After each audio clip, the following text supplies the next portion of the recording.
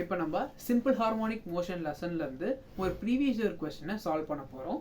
So இந்த previous கொஸ்டினை solve பண்ணும்போது how to approach a MCQ ஃபிசிக்ஸில், மெயினாக ஃபிசிக்ஸ், இப்போ ஃபிசிக்ஸ் பாயிண்ட் ஆஃப் வியூவில் எப்படி வந்து அப்ரோச் பண்ணணும், அதை எப்படி சால்வ் பண்ணணும் குவிக்கஸ்ட் டைமில், அண்ட் இந்த ஹேபிட்டை எப்படி கொண்டு போகணும் மார்க் டெஸ்ட்டில் ஸ்டார்ட் பண்ணி நமக்கு மெயின் எக்ஸாம் வரைக்கும் இந்த ஹேபிட்டை எப்படி கொண்டு போகணும்னு பார்க்க போகிறோம்.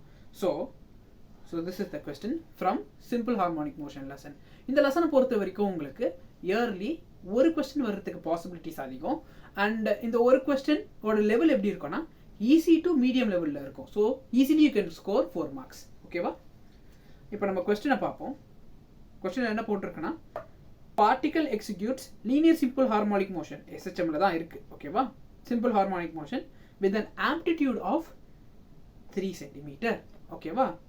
when the particle is at 2 cm from the mean position, அதாவது மீன் பொசிஷன் இருக்குன்னு வச்சுக்கோங்க, அதில் 2 சென்டிமீட்டரில் இருக்குது. the magnitude of its velocity is equal to that of its acceleration, then its time period in given second is. So இப்படி நம்ம கொஸ்டினை இப்படி படிக்கிறோம், நம்மளுக்கு அவ்வளோவா டேட்டா புரிஞ்சிருக்காது.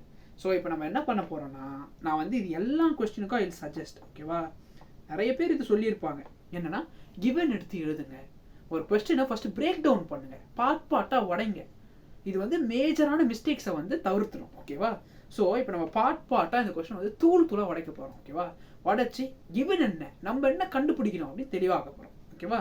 இப்போது இதில் என்ன கொடுத்துருக்காங்கன்னா எஸ்ஹெச்எம்ல தான் அந்த பார்ட்டிகல் இருக்குது, ஆம்ப்ளிடியூட் 3 சென்டிமீட்டர்னு கொடுத்துருக்கான். அப்போது நம்மளுக்கு என்ன டேட்டா கொடுத்துருக்கான், first amplitude is equal to 3 centimetre.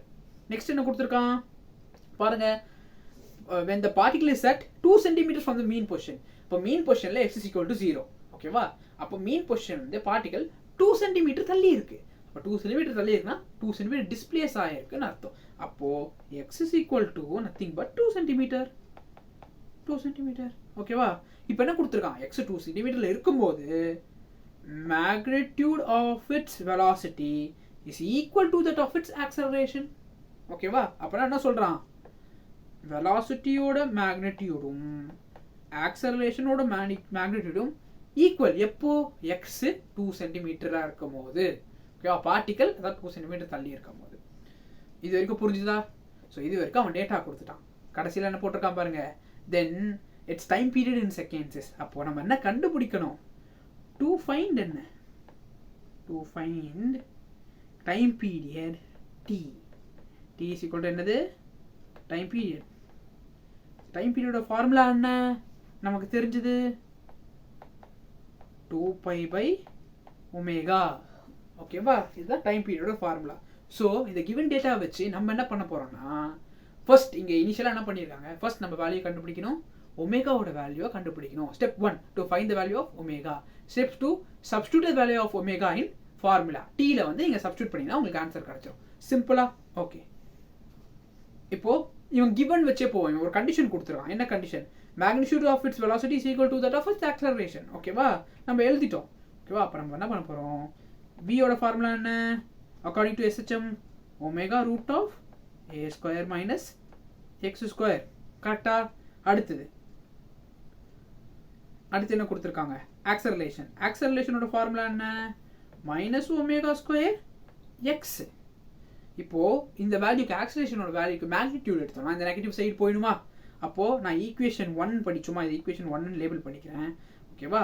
Equation 1 படி நான் என்ன பண்ண போகிறேன்னா எழுத போகிறேன். அப்போது வியோட வேல்யூ என்ன, omega root of A square minus X square is equal to omega square X. நமக்கு ஒமேகாவோட வேல்யூ தான் வேணும். ஸோ ஒமேகா வேல்யூக்கு ஏற்ற மாதிரி I am going to reframe this sentence. ஓகேவா? அப்போ நான் என்ன பண்ணுறேன், ஒமேகாவால் ஒரு சைடு கொண்டு வந்துடுறேன். Omega square by omega which is equal to root of a square minus x square divided by x. சிம்பிளா?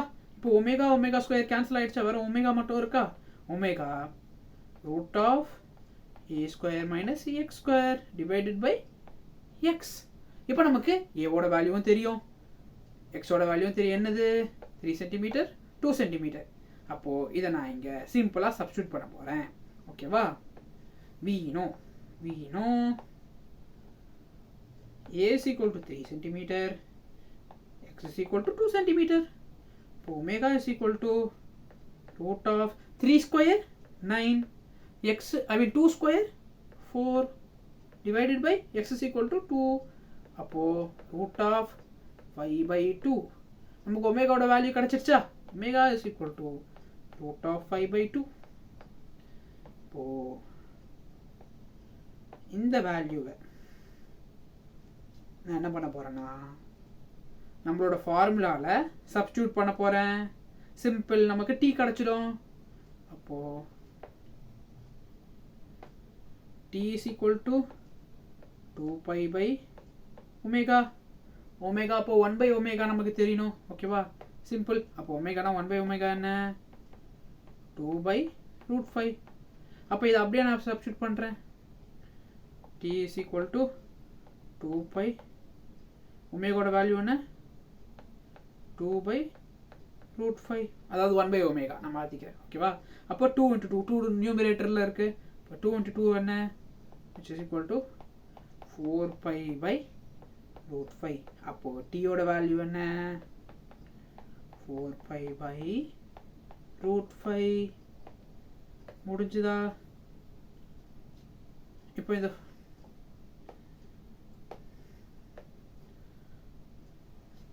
ஓகேவா? சிம்பிள். இப்போ இந்த 4π/√5 எங்கே இருக்குது? பி. அப்போது ஆப்ஷன் பி தான் நமக்கு கரெக்ட் ஆன்சர். ஸோ இதுலேருந்து நம்ம என்ன தெரிஞ்சுக்கிறோன்னா, ஃபர்ஸ்ட் ஒரு கொஸ்டினுக்கு கிவன் எடுத்து எழுதணும்.